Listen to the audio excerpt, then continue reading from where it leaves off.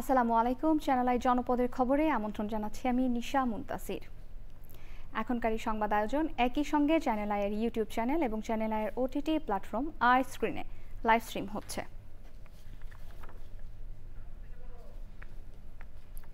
গাজায় ইসরায়েলের গণহত্যার প্রতিবাদে সারা দেশেই বিক্ষোভ হয়েছে। প্রতিনিধিদের পাঠানো তথ্য ভিডিও চিত্রে লায়লা নৌসিনের রিপোর্ট। গাজায় ইসরায়েলের আগ্রাসন ও গণহত্যার প্রতিবাদে চট্টগ্রামের জামাল খান, চকবাজার ও মুরাদপুর সহ বিভিন্ন এলাকায় বিক্ষোভ মিছিল ও সমাবেশ করেছে বিভিন্ন সংগঠন।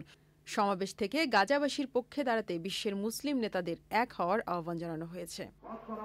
গাজার জনগণের প্রতি সংহতি জানিয়ে রাজশাহী বিশ্ববিদ্যালয়ে বিক্ষোভ করেছে শিক্ষার্থী, শিক্ষক ও কর্মকর্তা কর্মচারীরা। সে সময় বিক্ষোভকারীরা ইসরায়েলি পণ্য রাষ্ট্রীয়ভাবে বয়কটের দাবি জানান। গাজায় অবিলম্বে হত্যাযজ্ঞ বন্ধের দাবিতে রংপুরে মিছিল, বিক্ষোভ সমাবেশ হয়েছে।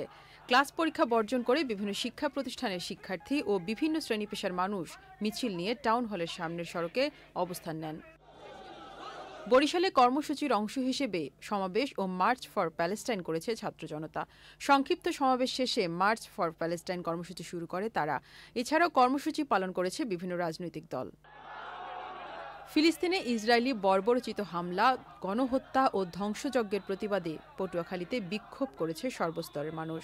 সমাবেশ শেষে বিক্ষোভ মিছিলে অংশ নেন বিভিন্ন শ্রেণী পেশার কয়েক হাজার মানুষ। নারায়ণগঞ্জে বিক্ষোভ মিছিল ও সড়ক অবরোধ করেছে বিভিন্ন স্কুল কলেজের শিক্ষার্থী সহ সাধারণ মানুষ। বিক্ষোভকারীদের হাতে ফিলিস্তিনি জাতীয় পতাকা এবং ইসরায়েল বিরোধী বিভিন্ন প্লেকার্ড ও ফেস্টুন দেখা যায়। ফিলিস্তিনের গাজায় ইসরায়েলি বর্বর আগ্রাসন ও নারকীয় হত্যাযজ্ঞের প্রতিবাদে টাঙ্গাইলে বিক্ষোভ মিছিল ও সমাবেশ হয়েছে। বিক্ষোভ মিছিল ও সমাবেশে টাঙ্গাইলে জেলার সর্বস্তরের ছাত্র জনতা অংশ নেন। নোয়াখালীতে বিক্ষোভ মিছিল ও সমাবেশ করেছে বিভিন্ন শ্রেণী পেশার মানুষ।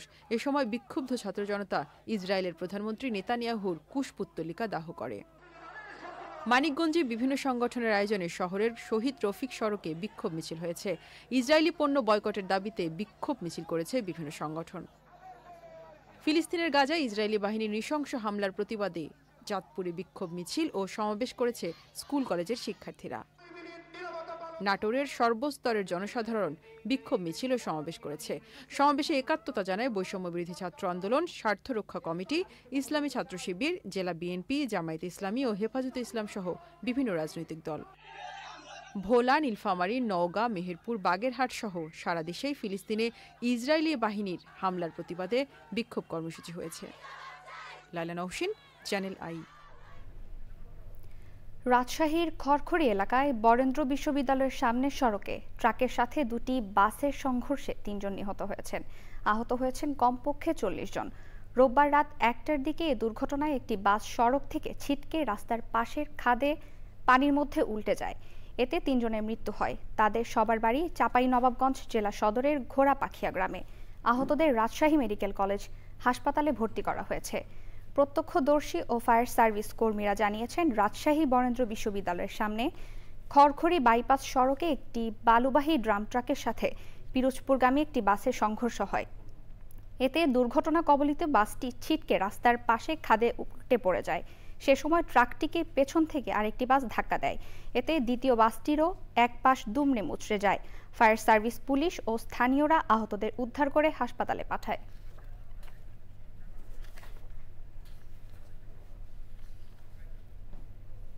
এবারে সারা দেশের খবর নিয়ে প্রতিনিধিদের পাঠানো তথ্য ভিডিও চিত্রে রিয়াজ ইসলামের রিপোর্ট। মেহেরপুরে জুলাই গণ অভ্যুত্থানে আহত এ ক্যাটাগরির যোদ্ধাদের আর্থিক অনুদানের চেক দেওয়া হয়েছে। জেলা প্রশাসক সিফাত মেহনাজ উপস্থিত থেকে আহত রাজীব আহমেদের হাতে ২ লাখ টাকার চেক তুলে দেন। বাংলা নববর্ষ ১৪৩২ উদযাপন উপলক্ষে শেরপুরে প্রস্তুতিমূলক সভা হয়েছে। জেলা প্রশাসক তরফদার মাহমুদুর রহমানের সভাপতিত্বে অনুষ্ঠিত সভায় বৈশাখের বর্ষবরণ শোভাযাত্রা সহ বিভিন্ন কর্মসূচি নেওয়া হয়। ঝিনাইদহের কালীগঞ্জে যুবক হত্যার মূল পরিকল্পনাকারীকে মামলা থেকে বাদ দেওয়ার প্রতিবাদে থানা ঘেরাও ও সড়ক অবরোধ করেছে নিহতের স্বজন ও এলাকাবাসী। তারা ওসির অপসারণ সহ মামলার প্রকৃত অপরাধীকে অন্তর্ভুক্ত করার দাবি জানান। নরসিংদীতে ছাত্রদলের কেন্দ্রীয় সংসদ জেলা শাখার বর্তমান ও সাবেক নেতাদের নিয়ে ঈদ পুনর্মিলনী ও সাংস্কৃতিক অনুষ্ঠান করেছে জেলা ছাত্রদল। প্রধান অতিথি ছিলেন বিএনপির যুগ্ম মহাসচিব খায়রুল কবির খোকন। পাবনার বেড়ায় কাশীনাথপুর বিজ্ঞান স্কুলে এসএসসি পরীক্ষার্থীদের বিদায় ও কৃতি শিক্ষার্থীদের সংবর্ধনা দেওয়া হয়েছে।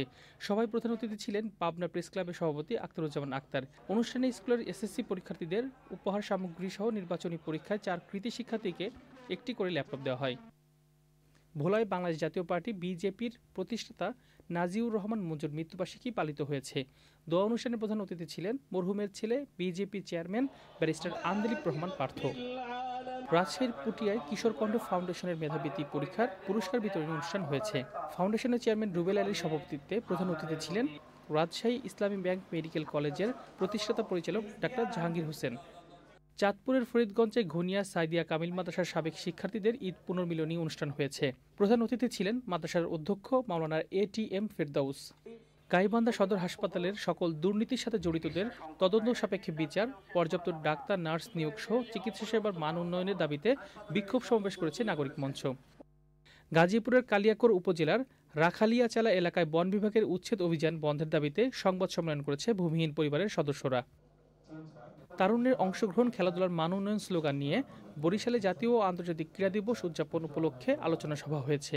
প্রধান অতিথি ছিলেন বিভাগীয় কমিশনার রাইহান কাউসার। জাতীয় ও আন্তর্জাতিক ক্রীড়া দিবস উপলক্ষে মেহেরপুরে আলোচনা সভা হয়েছে। প্রধান অতিথি ছিলেন জেলা প্রশাসক সিফাত মেহনাজ।